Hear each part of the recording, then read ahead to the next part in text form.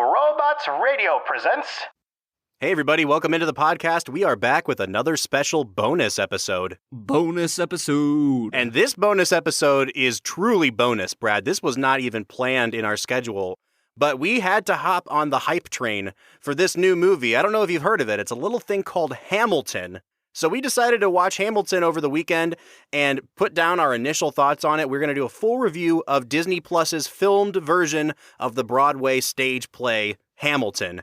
And while we do it, Brad, we are going to sip on 3 different whiskeys from BC Merchants, which is a distributor that contacted us and sent us 3 bottles of whiskey to try from 2 different brands. The first brand is called Resilient, and we have their 14-year bourbon and their 6-year rye. And the second brand is called Further, and we have their 2-year rye whiskey to try. So we have lots of drinking, lots of talking to do today. Let's jump right in, Brad. We watched Hamilton. What do you think?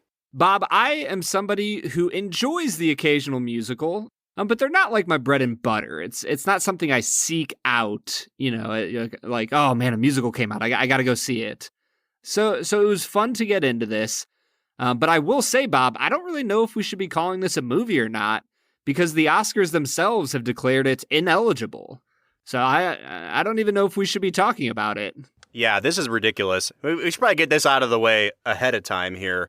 But the Oscars have ruled that Hamilton is not eligible for next year's ceremony, which is ridiculous because there's only been like 20 movies that came out this year at all because everything's been postponed by the Rona. So they basically said they have a small rule in their book that if a stage play is filmed and it is essentially unchanged and just a record of a stage play, that it is ineligible for the Oscars, which is ridiculous because we're going to get into talking about this, but this is actually cut together from 2 different performances in front of a live audience and then a third performance in front of no audience where they got all the close-ups for this movie. So it is a pretty intricately edited together document. And yes, it's a stage play, but there are movies that are designed to look like stage plays for artistic purposes, and those are all eligible for the Oscars. So this is another one of those areas, Brad, where I think the Oscars are just shooting themselves in the foot. Like, you could get so many viewers just by making this a competitive movie in all the categories, and they're not allowing themselves to do it. Yeah, I mean, when you think about it, like Birdman was essentially the exact same thing. It's just a stage play. So why don't you just put it on in Oscars? Come on now. It really should be in the... I mean, like, it would make the conversations a lot more interesting. It really would. This has been such a down year if you are a cinephile, or even if you're just a common moviegoer fan. I mean, I remember, Bob, you and I were planning on going to see a re-release of Apollo 13 in theaters, and I was really excited for that. And then, boom, everything got shut down. So, Oscars, get with the times. Like, put it on your list. It's going to cause some great publicity. It's fun to talk about. It's a great movie. Well, Brad, on that note, I'm excited to hear that you called it a great movie. You know, you said that you don't have a huge background with musicals. I do. I grew up doing musical theater. I really love musicals. But I'm not like the world's biggest theater fan. Like, I don't go see musicals a lot. They're just too prohibitively expensive. And I feel like when you catch the touring version of a musical, they're not always as good. And so Hamilton has been incredibly hyped over the last 5 years. And so much so that I was kind of turned off from ever seeing it. I knew that I could never afford to go see it. But in addition to that, I actually have never even listened to the soundtrack for this movie before, like the Broadway recording of it. So I tried to go into this movie as cold as possible, having never seen any clips from Hamilton. I really kind of, for lack of a better term, I kept myself pure from this musical until we got into this movie. And Brad, I was blown away. This was the most entertaining thing I have seen in I don't know how long. Like, if we're talking theater, movies, television shows, music, this is the most entertaining piece of art I have experienced in, I don't know, at least a year. Bob, I'm pretty close there with you. It did start off extremely rough for me. I'm not a big fan of spoken word. There's some hip hop music that I enjoy, but like for the most part, it's just not a genre that I've really engaged with very much. And so the first opening song, and not just the first song, but the first few songs, I really struggled with, and I thought I was in for 2 hours and 40 minutes of spoken word. And I was ready to shut it off. I got a text message from you about 10 minutes into the movie that just said, ha ha ha, I hate this. Yeah, I really did, Bob. I was not a fan.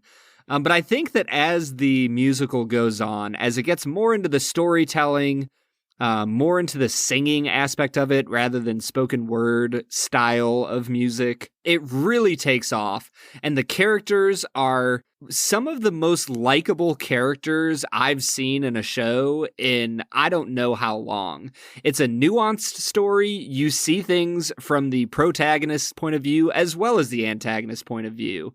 Stylistically, it's beautiful and interesting. The costumes are just over the top great. It's a really fun romp of a musical that, by the by, is extremely historically accurate. I think that might have been one of the things that blew me away the most, is that based on what I read about Alexander Hamilton and Burr and Lafayette and George Washington, like, this is an extremely accurate, historical monument to the life of Alexander Hamilton. And that made me like it so much more than the initial impression. Yeah, and along with the historical accuracy of it, they lean into the flaws of each person. Like you said, they tell it from the protagonist's point of view, from the antagonist's point of view. Hamilton is a deeply flawed person, and you get that up close and personal in this musical. And just to give a little bit of background on it, Brad, it was conceived by Lin-Manuel Miranda, who had basically burst onto the scene of Broadway with a show called In the Heights that he had written. And while he was basically on vacation from doing that show, he picked up a book that he thought would be a good long read to take on vacation. It was Ron Chernow's biography of Alexander Hamilton. And as he read it, he thought to himself after a few chapters, this is a hip-hop story. This is a story of somebody who came from nothing, an immigrant whose life had been devastated, and the only way that he could pick himself up and get out of that situation was to write his way out. And he was like, this is the story of a hip-hop artist. And so he conceived this thing that he wanted to call the Hamilton mixtape. He wrote the very first song from the musical, Alexander Hamilton. It took him like a year to write. And then he gets a call from the White House that the Obamas are wanting to do a night of spoken word performances, and they wanted him to perform something from In the Heights. And they said, hey, if you have anything on like the American experience, you can totally do that too. And he was like, well, by the way, I'm writing a mixtape about Alexander Hamilton. And so he performs that whole first track at the White House in 2009. It takes him another year to write the second song in the musical, which is called My Shot. And then after that, they realized this could be an entire musical. And so in rapid succession, they pound out the rest of these songs. I think the final product is something like 34 songs. This is not just a musical. This is an opera. Like, everything is sung. There is almost no dialogue. And even the dialogue that you do get that's spoken is rhythmically spoken.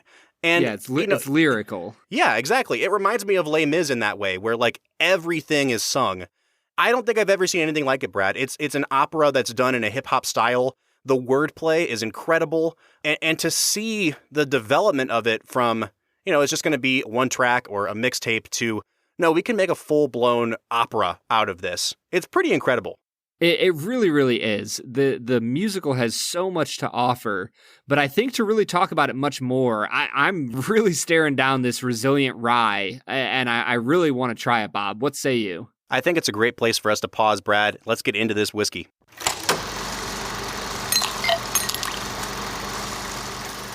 All right, so the first whiskey that we are trying today is this Resilient Rye.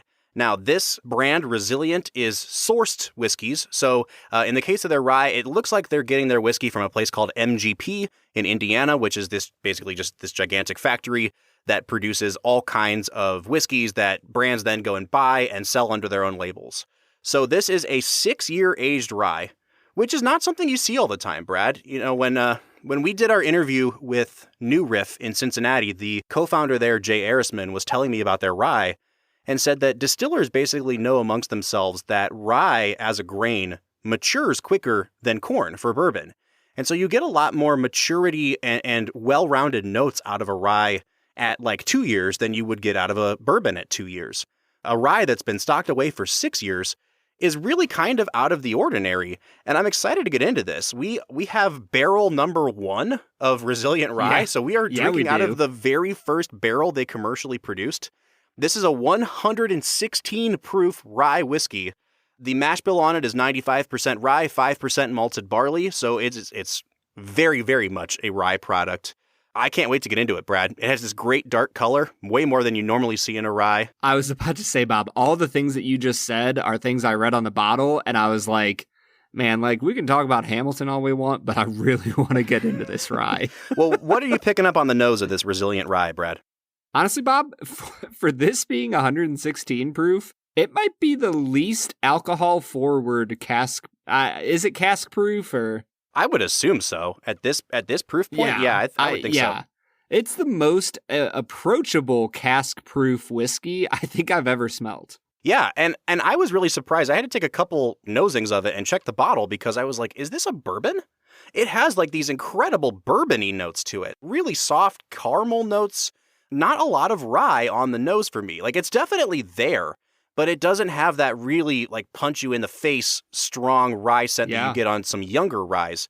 I get like almost a soft, like a bubble gum kind of scent to this. It just has these candy sweet notes that you don't really usually get on a rye. Well, it makes me really wonder if we've ever really had a fully matured rye product before. That's true. You know, like who knows what happens to rye when it's aged for 6 years? Because normally you drink it at 2 years or 3 years or maybe 4 years. So this just might be a very mature expression of rye that we're not used to seeing. Well, let's give it a sip and find out, Brad. Oh, wow. Yeah, this is pretty incredible. Oh. Really dark, really rich, sweet.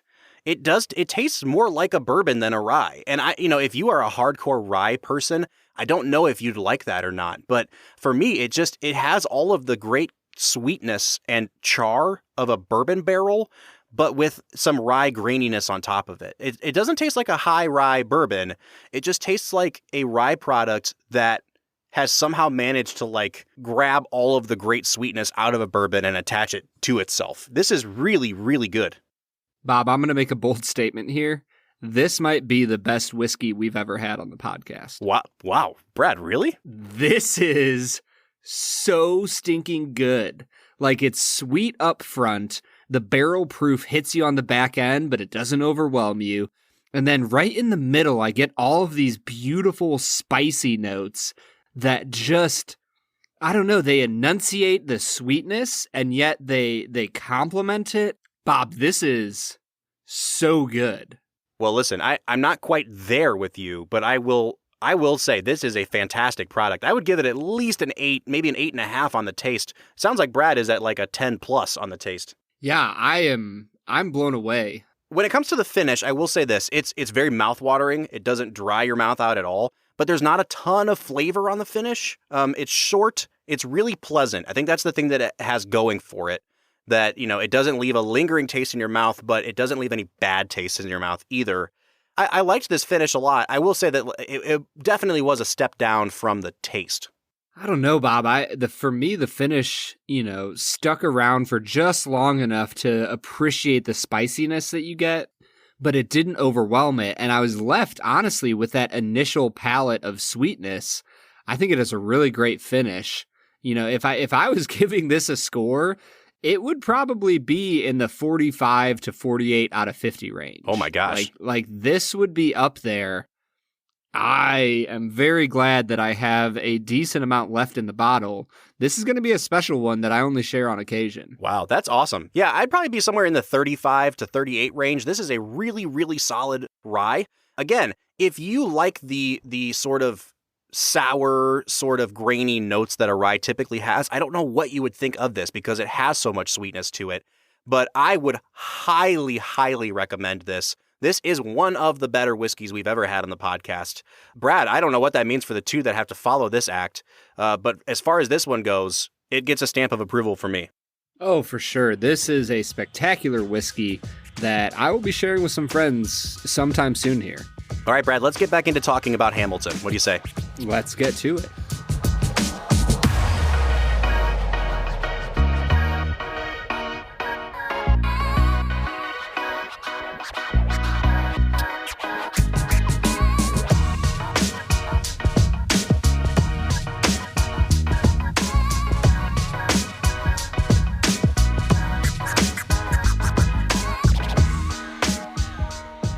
All right, so we are getting back into talking about Hamilton. We have not talked about the music yet. We have not talked about the actors yet. Brad, I want to start by talking about the people that we see on stage. You know, Lin-Manuel Miranda and Leslie Odom Jr. are the two huge stars that came out of this. Leslie Odom Jr. actually won a Tony for Best Lead Actor in a Musical. Lin-Manuel Miranda was nominated. Like, what do you think of these two? I think we kind of have to talk about them. They are, you know, the two main characters in this show. Baba, I'm not gonna lie. I like Lin-Manuel in this movie more as the movie goes on, but I have a dislike for spoken word, and the majority of his style of presentation comes across in a spoken word way. So while I think objectively that he did a great, spectacular job, I just personally didn't connect with his performance as much as I did with Leslie Odom as Aaron Burr. I really loved him. There's a lot of other characters we could talk about, but of the two, I just found myself really, really loving on Aaron Burr quite a bit. Yeah, I think the really interesting thing about both of their performances, like from an acting point of view, is that they're both doing different things extremely well. So with Lin-Manuel Miranda, like he had done quite a bit of TV, he had done a little bit of film, and I think that more than anyone else in the cast, Lin-Manuel Miranda knows where the camera is and knows when to milk a close-up. And I really noticed it in some of the scenes where he had to cry, like especially in the scene where, towards the end of the film, like where his wife forgives him for cheating on her repeatedly and for basically leading their son to his death. He breaks down and cries, and I think that his acting style is more naturalistic than anyone else in the cast. He doesn't usually get called out for how good his acting is, but in terms of on-camera presence, I think he's fantastic. Leslie Odom Jr. also had quite a bit of TV and film credits as well, but I think what he does really beautifully is he's not super theatrical, because some of the actors in this cast are playing, you know, to the back row, like you're supposed to do in the theater. Leslie Odom really balances the two, I think. There's some numbers where he's big and broad and, you know, singing to the balcony. And then there's other moments where he also knows how to internalize really, really well, especially at the end of the movie, you know, after their big climactic duel, when he's meditating upon what effect that had on his life. I think they both really, really know how to use the camera. And that's not something that really ever happens in Broadway. These things don't typically get filmed. And so I think it's more noticeable with other actors than it is with them, but I think they make that transition really, really seamless. Yeah, those two really are the engines that keep this musical moving. But outside of those two, I mean, you have so many spectacular performances. You know, I think that George Washington, played by Christopher Jackson, does an amazing job. I think that Angelica Schuyler, played by Renee Goldsberry, is spectacular. There's just so many people in this musical that are just over the top. Their voices are amazing. Bob, what were some of your favorite performances from the lesser characters in this movie? Well, I think those would be the two that I would initially point to, and it's because they're such good theatrical performers. I do think that they're very good at conveying emotion as well, but they get probably the two biggest showstoppers in the whole show as well. Angelica gets this great song called Satisfied, where basically you find out through like an internal monologue that she's in love with Hamilton, who's marrying her sister. And it is just a powerhouse performance. And the same can be said for Chris Jackson as Washington. He gets this great song called One Last Time in the second act when you find out that George Washington is stepping down as president. And both of those numbers are designed to showcase their talents and really bring the house down. And they totally do. And I think especially like when you know this is the showstopper song and it still works, that it absolutely deserves to be called out and praised. And so those two would be the next ones on my list, Brad. I do think like moving a little further down the list, Daveed Diggs as Lafayette and as Thomas Jefferson is just like a ball of charisma. Anytime he's on stage, your eye is immediately drawn to him, especially as Jefferson. He's so good as Jefferson. So you start to get into those characters that are like designed to be the crowd pleasers, like Jefferson and then King George III, who literally just comes out as comic relief, but it's so good. I think those two characters as well need to be called out for how well they were portrayed. Yeah, I was going to say, dude, Jonathan Groff as King George is spectacular. He only has, I think he has 2 songs, and he's maybe on stage for a few other moments of the show, but he just steals the stage as soon as he gets up there. And honestly, even beyond, his charisma and his performance, just the insight into history that he offers, to think about King George and losing the war and just kind of being like, yeah, man, your little revolution was fun and all, but let's see what it's like for you to try to actually rule, like to actually set up laws and rule your own country. And, oh, your leader's just going to step down after 8 years? Like, yeah, we'll see how that goes. Right. Like that kind of snarky insight into history is just so well done. Well, it's well portrayed by Jonathan Groff, but I think this is one of those areas, too, where you have to give a ton of credit to Lin-Manuel Miranda for having the inspiration to make King George a character. Like, he's not involved in any of the actual occurrences of the show, and yet they make him a character that comes out and basically comments on everything, like a Greek chorus. And he sings the same number 3 times. The first time he comes out, it's this funny comic relief, and it's in the style of like, it almost sounds like a song that would be in like High School Musical. It's this really jaunty pop tune where he's singing a breakup song to America, essentially. Right. But the more they bring him out, the more his presence starts to be really, really valued, I think, because the second time he comes out, the song goes from being called You'll Be Back to What Comes Next, because the Americans have won the war. All right, well, let's see what happens now. And then the third time, it's when George Washington has chosen to step down and John Adams is going to become president. And he, on his throne in England, recognizes they are going to eat this man alive. This will be fun to watch. And I think having that outside commentary really does kind of put you in the mindset. We read about American history and the Revolutionary War, and we act like, they signed the Declaration of Independence. We fought a really quick war. They had a constitution in place, and then everything was good. No, I think what this show does so well is it shows us the idea of the American experiment. They were making this up as they went. They were kind of flying by the seat of their pants a little bit. And, for things to shake out the way they did is incredibly fortunate. But in the moment, it had to seem like total chaos. And I think the King George character is such a great touch because it reminds us in the 21st century of that. Yeah, I mean, it's easy to look back at the Revolutionary War and the founding of America and just kind of gloss over the Articles of Confederation, but those were really terrible and almost led to the downfall of our nation. Absolutely. They had to completely revamp all of that in order to get us to where we are today with, our form of government and the balance of power. And so I just love how honest a look this musical is at history. You said earlier that its characters are flawed, and I love that. You don't have a squeaky clean protagonist. And honestly, I think one of the reasons I love it is because I think that it offers a good way of looking at history to say, hey, like, we can look at Hamilton, he did some good things, he did some bad things. The man worked way too much, and he cheated on his wife, and he created a system that a lot of people didn't like at the time, but in the end, he's a part of our history. So let's learn about him. Let's make it interesting. I think this whole musical could become a subgenre of musicals, of like historical musicals. I don't know. It's interesting. Well, Brad, while we are riding this wave of positivity, let's check out this second in the resilient whiskey line. What do you say? Let's get to it.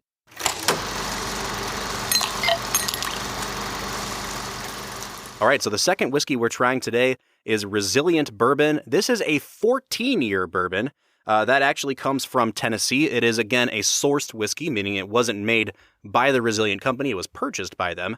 And this particular whiskey, it is barrel proof, but it's a lower proof than what you might think for a barrel proof. It's 110.4 proof. The mash bill is 84% corn, 8% barley, 8% rye. Brad, I'm really excited to try this. We don't typically get 14-year bourbons. This is, kind of experimental in a way. It can backfire. Bourbon is not like Scotch where you can age it forever and it just gets exponentially better. You do hit a point with bourbon where the aging kind of has an adverse effect. And we don't usually see bourbons aged much beyond 12 years. So 14 is kind of right on that cusp of like, what's this going to be like?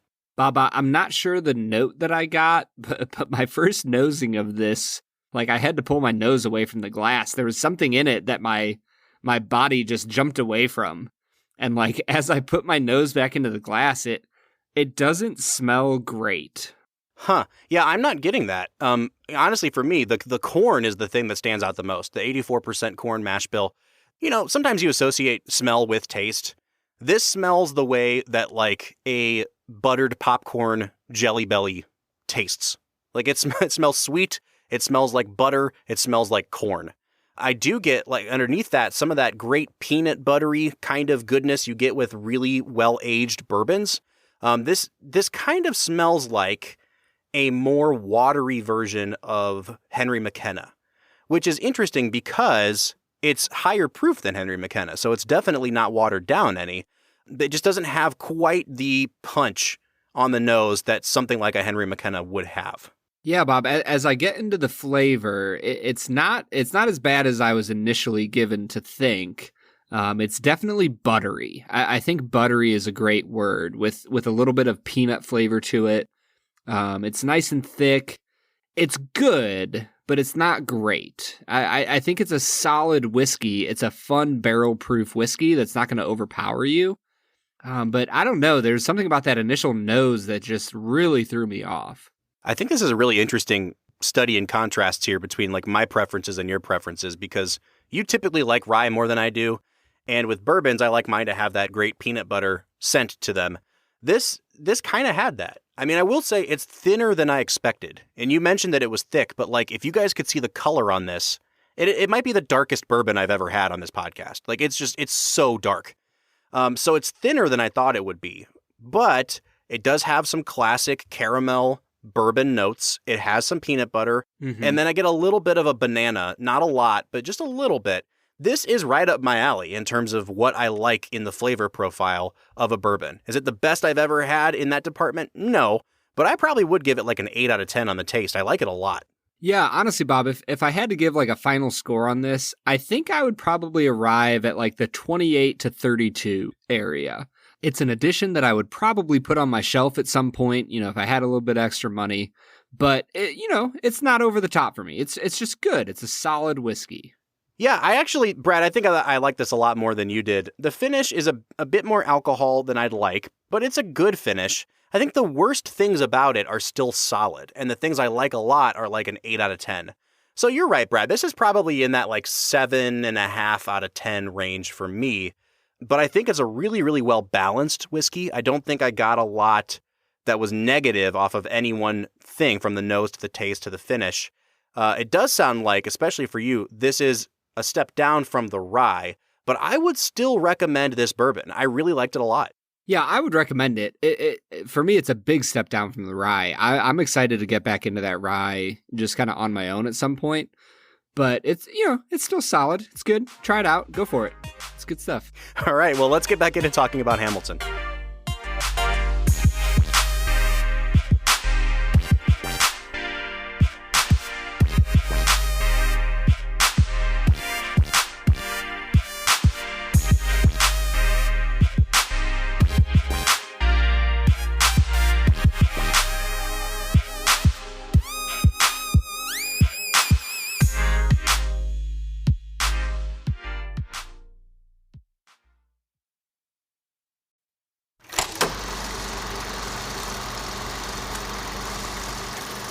Okay, so that was Resilient Bourbon. We're getting back into talking about Hamilton.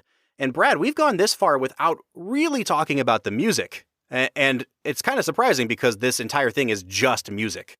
But one thing that I wanted to point out that really struck me was when the show starts, it's pretty much just this rhythmic spoken word hip hop format. And I loved it because I think that the wordplay is incredible. And actually, we're going to link in the show notes to this really cool interactive tool we found from the Wall Street Journal that breaks down the rhyme patterns and how intricate Lin-Manuel Miranda's writing is. I think it's totally worth checking out. But what struck me is that as the show went on, they did so many different genres and varieties of songs, and they did them so well. You start with this hip-hop theme, and then you move into sort of like almost like a 90s R&B with the song Helpless that Eliza sings when she's falling in love with Hamilton. It reminded me of like early Mariah Carey. And I was like, oh, okay. So you're doing that pretty well too. And then King George comes out and he's doing, a song that sounds like something that could be taken from, I don't know, Rent or something. It has that kind of pop rock background. And as the show continues to go on, it gets more and more varied. And I think it's just a really positive sign of a creator in Lin-Manuel Miranda who knows what he's doing, knows how to give each character their own unique flair, and to tailor the music to suit what the story needs at each point.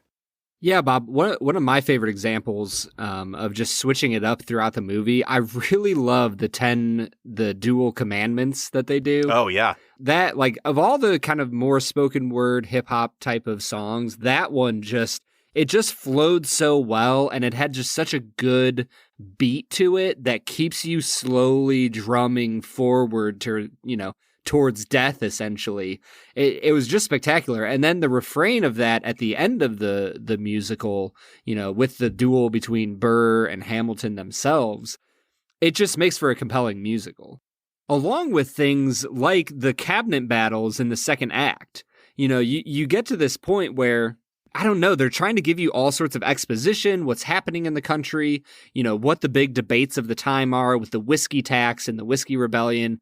And they do it in the form of George Washington hosting like a Yo Mama rap battle of Jefferson versus Hamilton. Those cabinet battles are just over the top spectacular. Yeah, and like you said, there's sometimes where you can tell Lin-Manuel Miranda switches up the genre of the music for character reasons, and there's sometimes that he does it because he knows he has to do it for plot reasons. It would be incredibly boring for them to just stand and talk about where to establish a bank in the in the newly formed country and why it should be in Virginia versus New York, whatever. But to have it be basically epic rap battles of history between Jefferson and Hamilton, and to have the rhymes be so good, you really are invested in what sounds like incredibly boring history on paper. But again, it just shows the inventiveness that's at play here. Yeah, and like the song that Jefferson and his friends sing about like wanting to be in the room. It just speaks so powerfully about backroom politics and the danger that entails. If you don't do things out in the light, then people are going to be suspicious of your intentions. And so like it's just so powerful, man. Well, and this is the thing is like I feel like I'm going to become a broken record because everything I like about this musical is so intertwined with other things I like. So that song, The Room Where It Happens, is in this kind of like, I don't even know what kind of genre you would call it. Like it has this I don't even want to call R&B, almost like a soul type thing, where it's definitely a departure from the rap battles that come before it. But it's also used to really help characterize Aaron Burr. And that's another thing. Like you keep getting these great songs where you find out everybody's inner motivation. And that song ends with Burr saying like, I want to be in the room. He finally admits to himself, I'm jealous and I'm going to do what it takes to get into the room where it happens. And so I keep bouncing back and forth between, I love that there's this variety of musical genres, but then also praising the fact that there's a variety because it helps us tailor each character to what the needs of the show are. And actually, Daveed Diggs, who played Thomas Jefferson, he commented on this. He said, like, if you really listen closely, even in the raps, Lin-Manuel Miranda has tailored each one to the character. So I guess George Washington's raps, like his flow, his style, is very metronomic, like it's very on the beat, because it's supposed to reflect that George Washington is a very straight-laced, regimented military man. Whereas, like, he said his character Lafayette in the first act starts out not even really being able to say much because he's French, but then by the end of that act, he has the fastest rap of anybody in the whole show. It's this really, really well done, nuanced thing that Lin-Manuel Miranda is doing where, yes, he wants to keep things interesting by changing up the genres, but he's doing it for a reason. Well, and that's like the beautiful thing about this musical, right? In general, a lot of musicals, sure, they have the ballad versus, the fast, frenetically paced action song. But in general, a lot of musicals have just the exact same feel to every single one of their songs. And this one isn't that way. You get a legitimate variety of genres and musical types going on here. And like you said, they're used to characterize the characters. It's just incredibly well done. Well, Brad, before we give our final opinions of this movie, we have one more whiskey to review. So what do you say we move into trying this Further rye whiskey?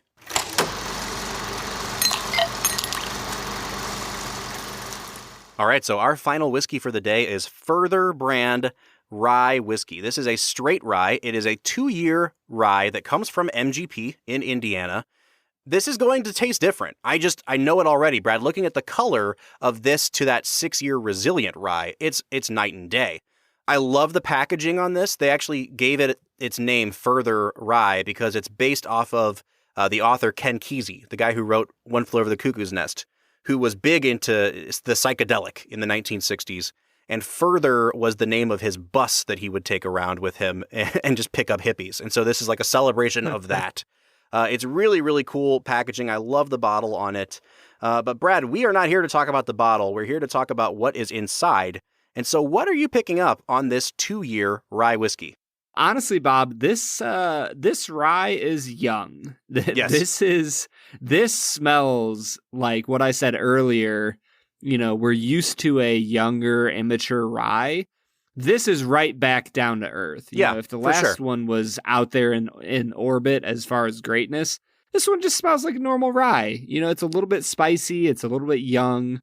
It's a little bit offensive to the nose, which I think is kind of the point of a rye sometimes. It's fine. It's okay. Here's the thing. I actually really like young rye. Like when we did the Few brand rye, I've heard people say this tastes young. And I'm like, I like that because I like it when rye hasn't quite hit the point where it's harsh and you get those really great floral and fruit notes still, when a rye can be kind of gentle. And that's kind of what I get here. To use a word that we use a lot with Irish whiskey, it's a very bright rye. It has a lot of pear for me. It has a lot of apple for me.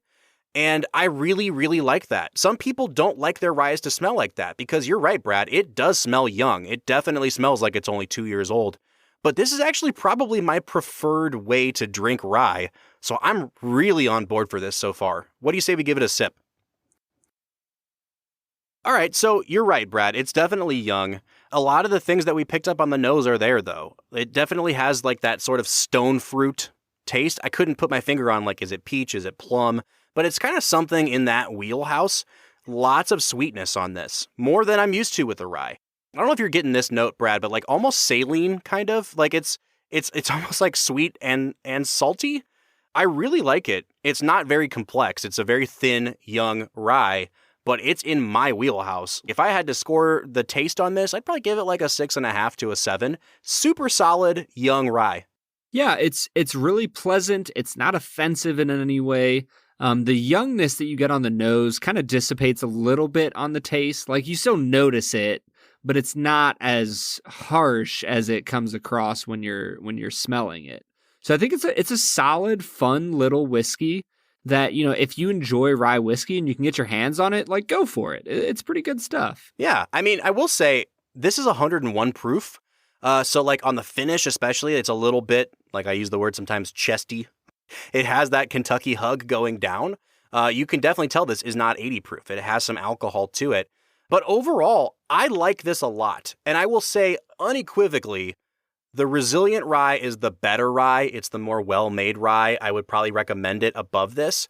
But when it comes to the way I like to drink rye on like an everyday basis, I would reach for this as an everyday sipper way more often than I would that Resilient. This is a really solid, crowd-pleasing, young rye. Yeah, Bob, and honestly, that's a great way to describe Hamilton. It's young, it's fun, it's crowd-pleasing. I would say the quality is much higher for the musical than this whiskey, but this musical has a lot going on for it. What say you, we kind of finish up our review of this phenomenal Broadway musical? Let's get to it, Brad.